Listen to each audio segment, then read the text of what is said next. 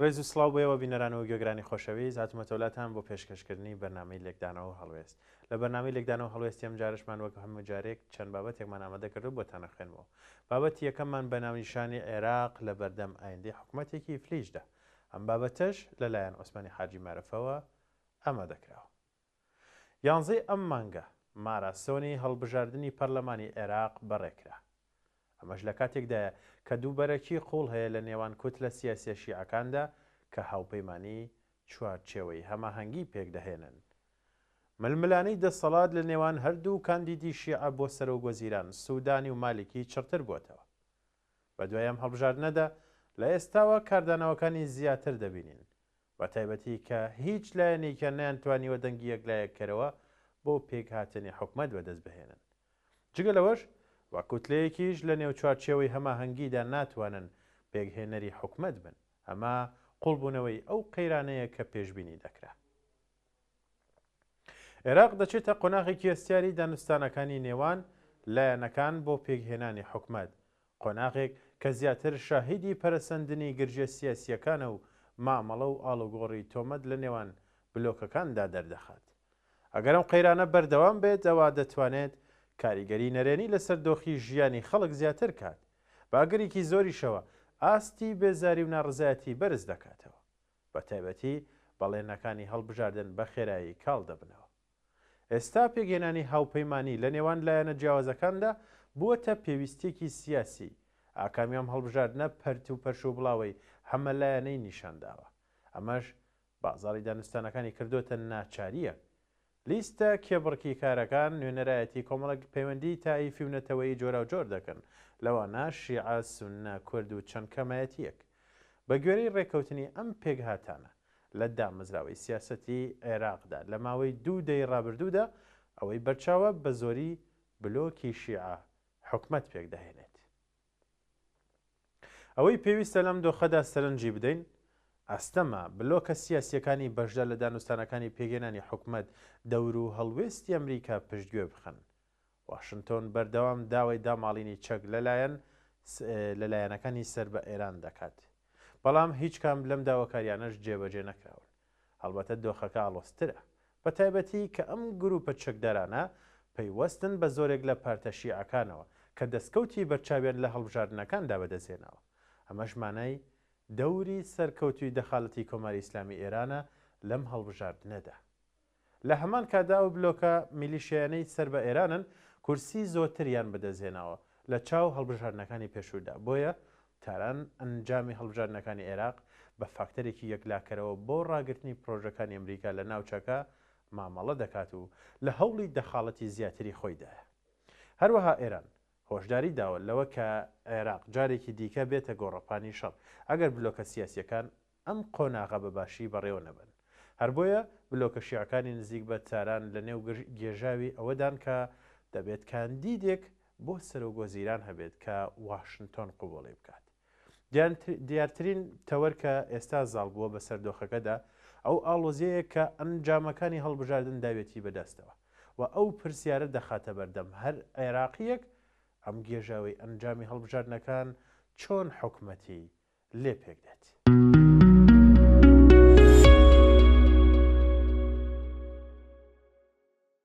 ئەوەی ئێستا شاهێدی دەبین ململانێکی بێدەنگ و سەختە لە پشت دەرگا داخراوەکانەوە.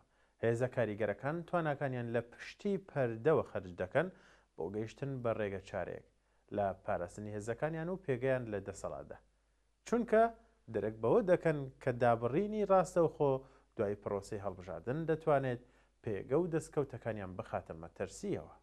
بۆیە ئەوان تاکتیکی خۆڕاگری سیاسیان پێ باشترە لەوەی دەست بەجێ حکومەت پێک بهێنن. ئەمە ژەڕاستێکی ساختەی ئارامی بەدیمەنەکە دەباشێت، چونکە دۆخێکی ئاڵۆز پێچیدا نیشانەدات. بەڵام ئەگەر ئێوەش هەیە دوای ئەم هێمنیە هێزە میلیشیەکان کۆ ببنەوە و بە ئاراستەی خولێکی دیکەی درێژبووەوەی بارگەرژی هەنگاو بنێن کە لەم نێوەندەدا لەم نێوان بڵێن لایەنەکاندا بە تایبەتی چوارچێوەی هەماهەنگی دەردەکەوێت. بۆ نمونە سەردانی سوودانی بۆ لای بارزانی بە دوایدا مالکیش سەردانی بارزانی دەکات. ئەمەژەوە دەگەێنێت کە تا ئێستا کێشەکانی نێوان چوارچێوەی هەماهەنگی نەیتوانیوە بە لایەکدا بڵێن ساغ بێتەوە. ئەوە بە ناچاری دیمەنەکە دەگەڕێتەوە بۆ ململانەیەکی تون، بەڵام ئەم جارەش ڕەنگە چڕتر بێت و لێکەوتەی قوڵتری هەبێت بۆ داهاتووی پێک هاتی دەوڵەتی عێراق و یەکگرتوویەکەی، مەگەر لە ژێر فشاری ئەمریکا و ئێراندا بە ناچاری پێکهاتەیەک پێک بهێنن.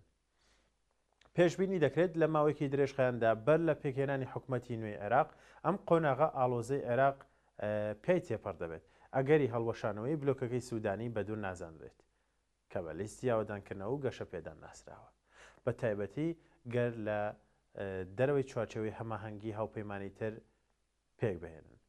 بەگشتی دەتوانین بڵین نوێنەرایەتی پەرلەمان فاکتەری یەکلاکەرەوە نییە و نابێت بۆ پێکهێنانی حکوومەت و داڕشتنی قۆناغی داهاتوو، بەڵکو دانوستان و ڕێکەوتنی زۆری نێکوتلەکانە هاوکاتی خۆکونجاندنیان لە بەرامبەر ململانەی ئەمریکا و ئێراندا.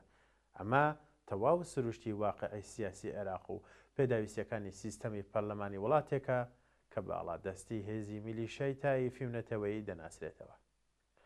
سەرڕای ئەنجامی هەڵبژاردنەکان سوودانی هێشتا ناچارە مامەڵی پاراستنی سەرۆکایەتی ئەنجومەنی وەزیران بکات، هەرچەندە ئەم بابەتەش لە دەستی دەنگدەراندا نەماوە، بەڵکو ئێستا لای هێزە سیاسیەکانە، بەڵام بەهۆی کێشەکانی ئێستای سوودانی لە نێوان چوارچێوەی هەماهەنگیدا پەلدەهاوێت بە هەموو لایەکدا تا هاوپەیمانیەکی تر بۆ پێگەێنانی حکوومەتدا بمەزرێنێت. ئەمەش لە دەرەوەی شیعەکان و چوارچێوەی هەماهەنگی مامەڵێکی سەختە. هەرچەندە سوودانی لە ماوەی سەرۆکایەتیەکەی سەرکەوتوو بوو لە بەهێزکردنی پێگەی خۆی لەلایەک بە گواستنەوەی هاوسەنگی هێز لە ناو چوارچێوەی هەماهەنگیدا لە بەرژەوەندی خۆی، لەلایەکی تریشەوە ڕاگررتنی هاوسەنگی لە نێوان ئێران و ئەمریکادا، بۆیە توانی هاوپەیمانێکی نوێی بەهێز پێک بهێنێت بۆ بەشداریکردن لەو هەڵبژاردنەدا. دەستپێکردنی دانوستانەکان بۆ هەڵبژاردننی سەرۆکوەزیرانی داهاتووی عێراق ئاشکرایە کە سەخت و ئاڵۆز دەبێت بە لەبەرچاوگرتنی کێبڕکەی نێوان خودی هێزە شیعەکان لەلایەک و لە نێوان چوارچێوەی هەماهەنگی و هێزە سوننە و کوردیەکان لەلایەکی دیکەوە. بۆ بەڕێوەبردننی پەیوەندیەکانی حکوومەتی عێراق لەگەڵ ئەمریکا و ئێران هەلایەنێک بە جۆرێک وێنای بەرژەوەندیەکانی دەکات و مامەڵی دەکات، بە تایبەتی بە لەبەرچاوگرتنی فشارەکانی واشنگتۆن بۆ سەر بەغدا بۆ سنووردارکردنی کاریگەری هێزە میلیشیەکانی پەیوەست بە تاران کە ڕۆڵێکی کاریگەریان لە سەرشانۆی سیاسی عێراق هەیە. هەندێک جاریش بڵێن دەسەڵاتی دەوڵەتی فەرمی تێدەپەڕێن. پێشبینی دەکرێت چۆنیەتی مامەڵەکردن لەگەڵ ئەم پرسانە بەشێکی سەرەکی بێت لە دانوستانەکانی هەڵبژاردننی سەرۆک وەزیران لە نێوان ڕەچاوکردنی دۆخی ناوخۆی و کاریگەری دەرەکی و تەحەدیاتی ئاسایش و ئابووری و بنیاتنانی پەیوەندی لە نێوان حکوومەت و هاوڵاتیاندا یان هاوڵاتیانیدا. ڕێگای پێکهێنانی حکوومەتی داهاتوو ڕۆشنە کە درێژ دەردەکەوێت هاوکات ڕاگەاندنی هەمان چوارچێوەی هەماهەنگی وەک گەورەترین بلۆکە بۆ جارێکی تری زاڵبوونی بەسەر دیمەنی سیاسیدا. ئەمەش لە ئەگەری پێگەێنانی حکوومەتدا گرفتی گەورە دەخاتە سەر ئایندەی بەڕێوەبردننی حکوومەت لە عێراقدا. گەر حکوومەتیش پێک بهێنن نەک ناتوانن ئارامی و سەقامگیری بەرجەستەکەنەوە، بەڵکو بارگژی زیاتر دەخەنە بەردەم ئایندەی عێراق و کوردستانیش.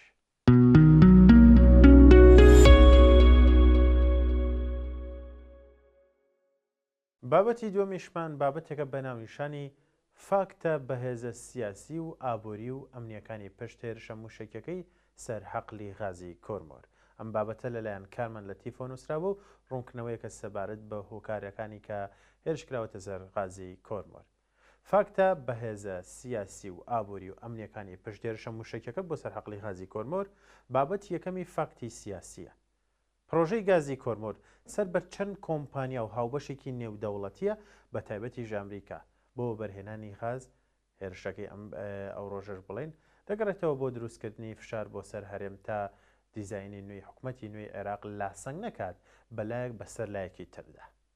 بابەتی دووەمی فاکتی ئابووریە ڕێکەوتنی عێراق و ئەمریکا بۆ بەرهێنانی گازی سروشتی زیاتر یاخود خستنە مەترسی ئەمنی کارمەندەکانی بیانی نێودەوڵەتی تا بڵێن بێتە هۆکاریەوەی کە ئەو کارمەندانە بترسن و ناوچەکە جێبەهێڵن لە عێراق. بەهێزبوونی پەیوەندیەکانی هەرێم لەگەڵ هاوبەشە بینولمەلەیەکانی لە ڕووی ئابووریەوە و ناڕەزایەتی لە دەرخستنی توانای هەرێمی کوردستان بۆ بەرهێنانی غازی زیاتر و کاردانەوەی پرۆژەی نوێ. فاکتی ئەمنی و سەربازیەکەشی نزیکبوونەوە لە تێکچوونی شیرازە و نەمانی هەیکەلێتی هێزی میلیشیا و گروپی تونڕەوە لە عێراق و بچووکنەوە لە قاڵبدانیان. میلیشیاکان بە هێرشەکەی ئەم شەویان دەیانەوێت پەیامێکی ڕوون بنێرن بۆ دەسەڵاتدارانی هەرێم نەبنە پاڵپشتی ئەمریکا لە ڕێی مخابەراتی و سیاسیەوە. لە کۆتاییشدا هەقلی کۆرمۆر لە ماوەی چەند ساڵی ڕابردوودا بۆ هەرێم بە منبعێکی گرنگی دابینکردنی گازی سروشتی بۆ ناوخۆی خۆی و هەناردەکردنی بۆ بازاڕەکان و زیادکردنی داهاتی هەرێم و پەیوەندیداربوونی وەکو ناوچێکی بەرچاو لە استراتیژی ئاوری نوێی جیهانیدا دەخەمڵێنرێت. ئەوەش بە هێزەکانی دژە جەمسەری ئەمریکا قبوڵ ناکرێت. بۆیە ئەم گرنگیە بە شێوەیەکی ڕاستەخۆ ناوچەکە دەکاتە ئامانج بۆ هێرشی زیاتریش.